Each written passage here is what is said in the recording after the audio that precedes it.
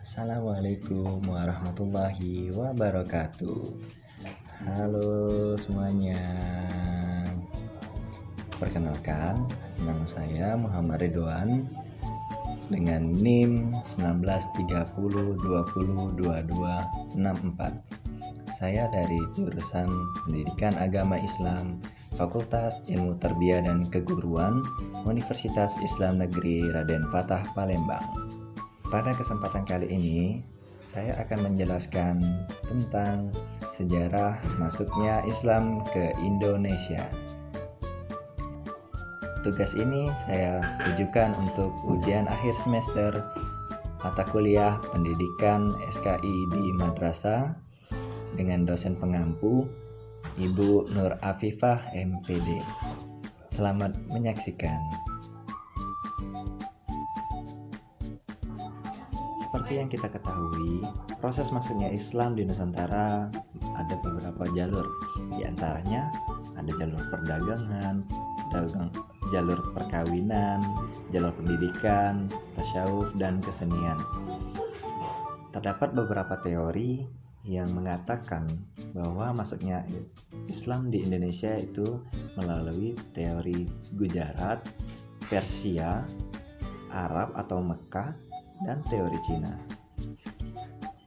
Saya akan menjelaskan terlebih dahulu tentang teori Gujarat. Pada teori Gujarat, teori ini menyatakan bahwa Islam masuk ke Nusantara melalui pedagang-pedagang dari India. Teori ini pertama kali ditemukan oleh Ibn Nepal dari Universitas Leiden. Menurutnya, orang-orang Arab bermazhab Syafi'i yang berimigrasi dan menetap di wilayah India lah yang membawa Islam ke Indonesia. Mereka dipercaya yang pertama kali menyebarkan Islam ke Kepulauan Melayu. Pada abad ke-12 disebutkan bahwa pedagang Gujarat sampai ke Indonesia melalui Selat Malaka. Mereka kemudian melakukan kontak sosial dengan masyarakat lokal di daerah yang kemudian menjadi lokasi berdirinya Kesultanan Samudra Pasai. Kemudian teori ini dibuktikan dengan ditemukannya batu nisan milik Sultan Samudra Pasai, Malik As-Saleh, yang mana pada coraknya terdapat kemiripan dengan yang ada di Gujarat.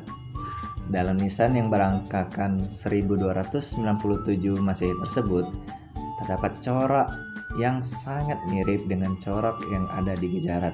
Selain itu, adanya inskripsi tertua tentang Islam di Sumatera yang mengindikasikan hubungan antara Sumatera dan Gujarat. Sumatera Utara khususnya disebut dalam kisah perjalanan seorang musafir Maroko bernama Ibnu Battuta sebagai tempat yang penting bagi rekonstruksi perkembangan Islam di Kepulauan Sumatera.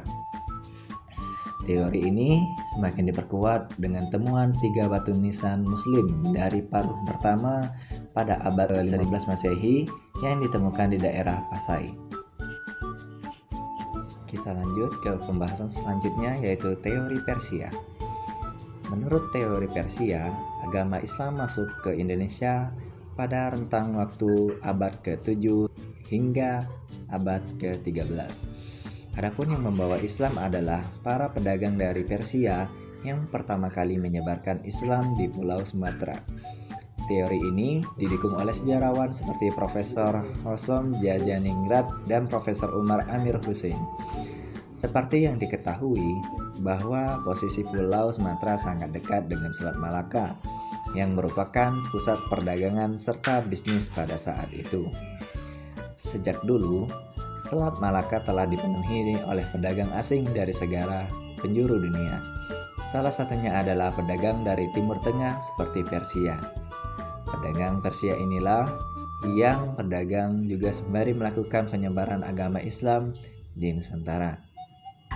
Salah satu bukti dari teori Persia yang menjadi kelebihannya adalah perayaan 10 Muharram di Bengkulu dan Sumatera Barat yang dikenal dengan tradisi Tabon. Pasalnya, tradisi untuk mengenang cucu Nabi Muhammad SAW, Husain bin Ali ini juga dikenal di Persia. Selain itu, adanya penyerapan dan penambahan kosakata bahasa Persia ke dalam bahasa Melayu. Hal itu yang membuktikan beberapa suku yang membuat kosakata Persia yang diserap ke dalam bahasa Melayu. Bukti lain adalah adanya persamaan nisan dan pada makam Malik Al-Saleh dan makam Maulana Malik Ibrahim yang memiliki kemiripan dengan nisan yang ada di Persia.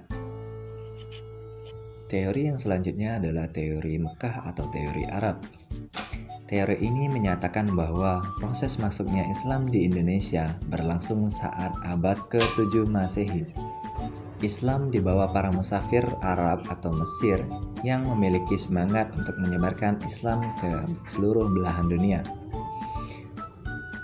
Teori masuknya Islam di Indonesia didukung oleh 3 bukti utama, yaitu pada abad ke-7, yaitu tahun 674 Masehi, di pantai barat Sumatera sudah terdapat perkampungan Islam Arab dengan pertimbangan bahwa perdagangan Arab sudah mendirikan perkampungan di kantor sejak abad ke-4 Masehi. Hal ini juga sesuai dengan berita Cina.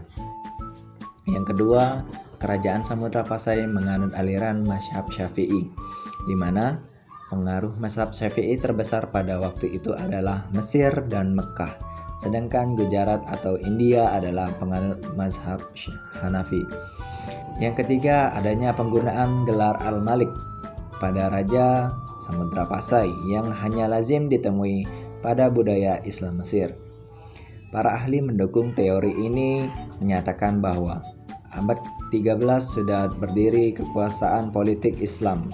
Jadi, masuknya Islam ke Indonesia terjadi jauh sebelumnya, yaitu pada abad ke-7.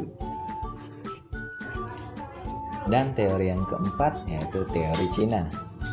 Teori Cina yang dicetuskan oleh Slamet Mulyana dan Sumanto Al-Qurtubi menyebutkan bahwa Islam masuk ke Indonesia karena dibawa perantau Muslim Cina yang datang ke Nusantara. Teori ini didasari pada beberapa bukti, yaitu yang pertama, fakta adanya perpindahan orang-orang Muslim Cina dari Kanton ke Asia Tenggara, pada khususnya Palembang pada abad ke-879 Masehi. Yang kedua, adanya masjid tua bercorak Cina di Jawa. Yang ketiga, raja pertama Demak yang berasal dari keturunan Cina, Raden Fata. Yang keempat, gelar raja-raja Demak yang ditulis menggunakan istilah Cina. Yang kelima, catatan Cina yang menyatakan bahwa pelabuhan-pelabuhan di Nusantara pertama kali diduduki oleh para pedagang Cina. Sekian penjelasan dari saya. Saya akhiri. Wassalamualaikum warahmatullahi wabarakatuh.